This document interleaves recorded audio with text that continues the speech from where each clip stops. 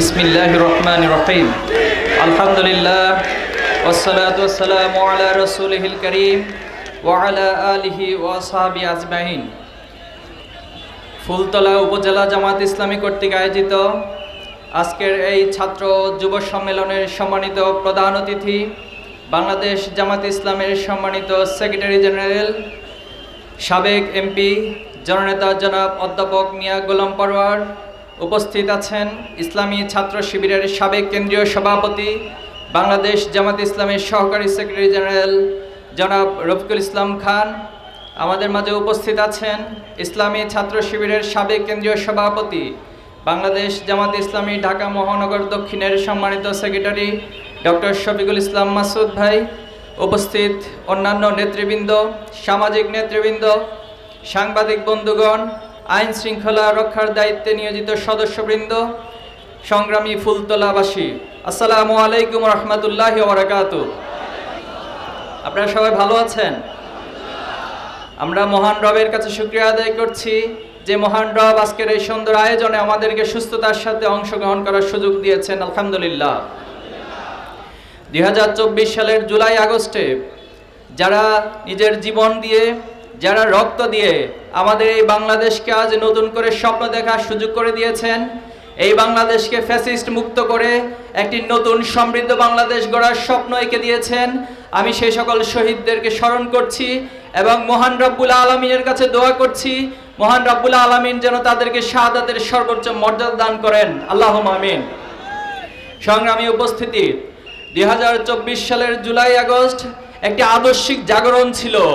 সেই আদর্শিক জাগরণের যাত্রা হয়েছিল জুলুমতন্ত্রের বিরুদ্ধে, অন্যায়ের বিরুদ্ধে লড়াইয়ের মধ্য দিয়ে।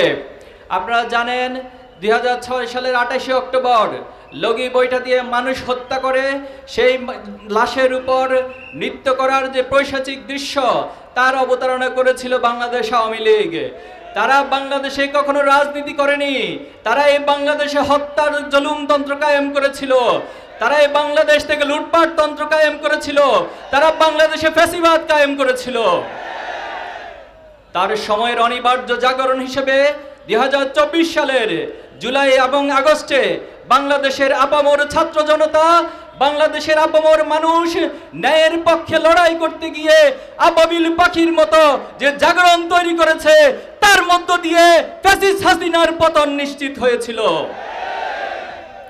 সংগ্রামী উপস্থিতি, আমাদের এই বাংলাদেশকে নিয়ে শুধু ফ্যাসিবাদী এককভাবে নিয়ন্ত্রণ করেনি, বরং পার্শ্ববর্তী একটি রাষ্ট্রের আধিপত্যবাদ নীতির মধ্য দিয়ে আমাদের এই বাংলাদেশকে তাদের গোলামীতন্ত্রের মধ্য দিয়ে একটি করদ রাষ্ট্রে পরিণত করেছিল। তারা আমাদেরকে বন্ধু সেজে আমাদের এই বাংলাদেশে সাম্প্রদায়িক সম্প্রীতি নিয়ে বিভিন্ন প্রপাগান্ডা চালায়, অথচ ভারতে সবচেয়ে বেশি অসাম্প্রদায়িক নীতিমালা এবং সাম্প্রদায়িক সম্প্রীতি বিনষ্ট করা হয়। আপনারা জানেন বাংলাদেশের নদীগুলোতে প্রবেশ মুখে বাদ দিয়ে এই আধিপত্যবাদী শক্তি আমাদের এই বাংলাদেশে বন্যার সময় পানি দিয়ে ডুবিয়ে মারে, আবার যখন খরা হয় সে সময় আমাদের এখানে খরা সৃষ্টি করে, এখানে এক ধরনের পরিবেশ বিপর্যয় সৃষ্টি তারা করে থাকে। আপনারা জানেন তারা আমাদের সীমান্তে মানুষ হত্যা করে ফেলানির মতো একটি কিশোরীকে তারা ঝুলিয়ে রেখেছিল। তারা এখনো পর্যন্ত আমাদের সীমান্তে গুলি করে মানুষ হত্যা করে। যারা আমাদের এই রাষ্ট্রের এত ক্ষতি করে তারা কখনো আমাদের বন্ধু হতে পারে না। বাংলাদেশের এই প্রজন্ম আধিপত্যবাদের বিরুদ্ধে চোখে চোখ রেখে কথা বলতে জানে। আগামী দিনেও আমরা এই বাংলাদেশকে এই পৃথিবীর বুকে মর্যাদাশীল মাথা উঁচু করে রাষ্ট্র হিসেবে আধিপত্যবাদ এবং সাম্রাজ্যবাদের বিরুদ্ধে আমাদের কঠোর অবস্থান থাকবে ইনশাআল্লাহ। সংগ্রামী উপস্থিতি, ইসলামী ছাত্র শিবির তার প্রতিষ্ঠা লগ্ন থেকে এদেশের ছাত্র এবং যুব সমাজকে নৈতিকভাবে, আদর্শিকভাবে একটি মেধাবী প্রজন্ম গড়ে তোলার জন্য অবিরতভাবে কাজ করে যাচ্ছে। আপনারা জানেন ইসলামী ছাত্র শিবির একজন ছাত্রকে শুধুমাত্র মেধাবী ছাত্র হতে বলে না। একজন ছাত্র তার শিক্ষকের কাছে যেভাবে ভালো ছাত্র হবে, একজন ছাত্র তার পিতামাতার কাছে সবচেয়ে ভালো সন্তান হবে, একজন ছাত্র তার প্রতিবেশীর কাছে সবচেয়ে ভালো প্রতিবেশী হবে, এই দেশের সবচেয়ে ভালো একজন নাগরিক হিসেবে নিজেকে গড়ে তুলবে। শুধু তাই নয়, পাশাপাশি সে একজন মুসলিম হিসেবে আল্লাহর কাছে শ্রেষ্ঠ গোলাম হিসেবে নিজেকে তৈরি করার জন্য যে সামগ্রিক কার্যক্রম, তার মধ্য দিয়ে এই সমাজের ছাত্র এবং যুব সমাজকে ছাত্র শিবির গড়ে তোলে। কিন্তু দুঃখজনক হলেও সত্য, ছাত্র শিবিরের এই গঠনমূলক কাজকে বাংলাদেশের একটি সম্প্রদায়, বাংলাদেশের একটি গোষ্ঠী, যারা এই বাংলাদেশকে বারবার অকার্যকর করার চেষ্টা করে, বাংলাদেশকে দুর্নীতিতে সবার কাছে চ্যাম্পিয়ন হিসেবে গড়ে তোলে, তারা বাংলাদেশের ইসলামী ছাত্র শিবিরের এই অগ্রযাত্রাকে কোনোদিন সহ্য করেনি। অতীতেও তারা বিভিন্নভাবে আমাদেরকে বাধাগ্রস্ত করেছে।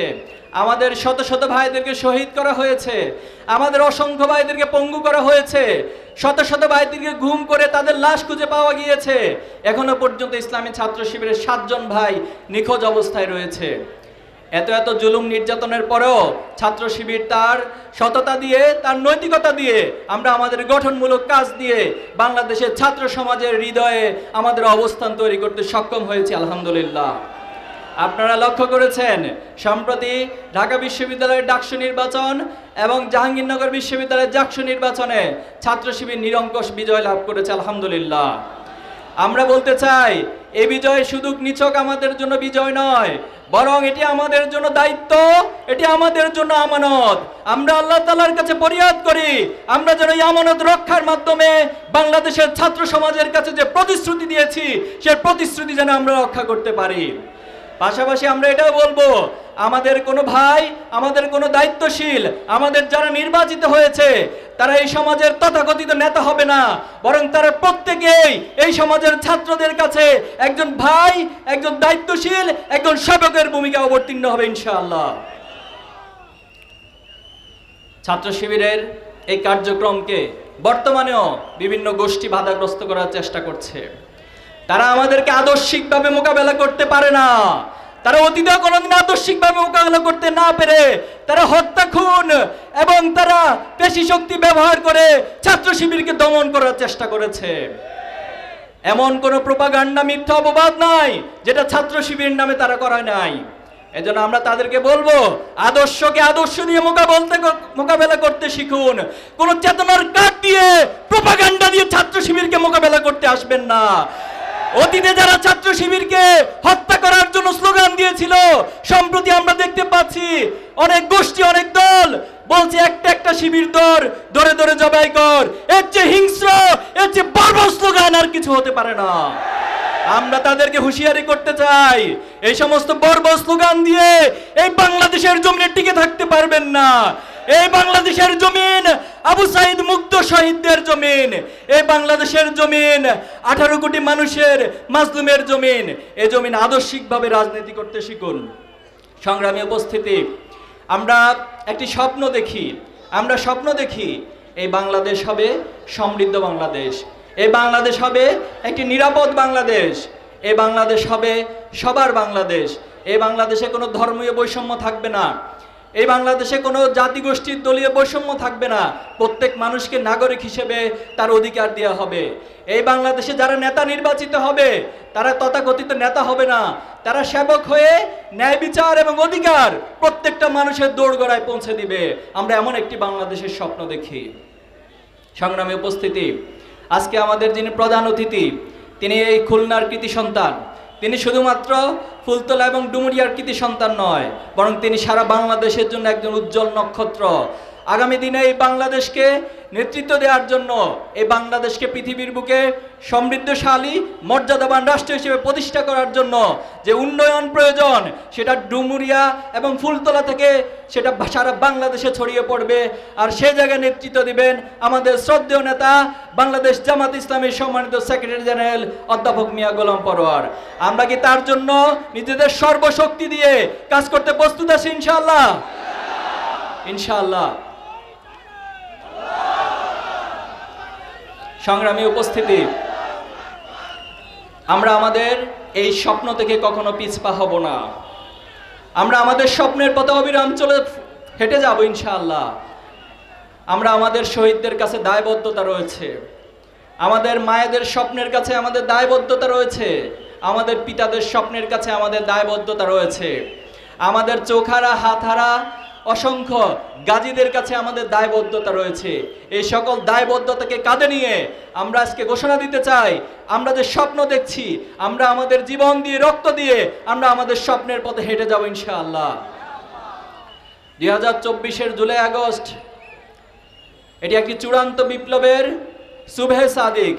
এই সুবহে সাদিকের পথ ধরেই বাংলাদেশ আগামী দিনে আলোকিত হবে। এজন্য আমি আপনাদের সবাইকে আগামী দিনে একটি চূড়ান্ত বিপ্লবের জন্য সর্বাত্মক প্রস্তুতি গ্রহণ করার জন্য আহ্বান জানাচ্ছি। মহান আল্লাহ তাআলা আমাদের সহায় হন। মহান আল্লাহ আমাদের সাহায্যের মধ্য দিয়ে আমরা আমাদের সেই চূড়ান্ত লক্ষ্যে পৌঁছে যাব ইনশাআল্লাহ। আপনাদের সবাইকে অনেক অনেক ধন্যবাদ। আসসালামু আলাইকুম ওয়া রাহমাতুল্লাহি ওয়া বারাকাতুহু। বাংলাদেশ জিন্দাবাদ, ইসলামী ছাত্র শিবির জিন্দাবাদ।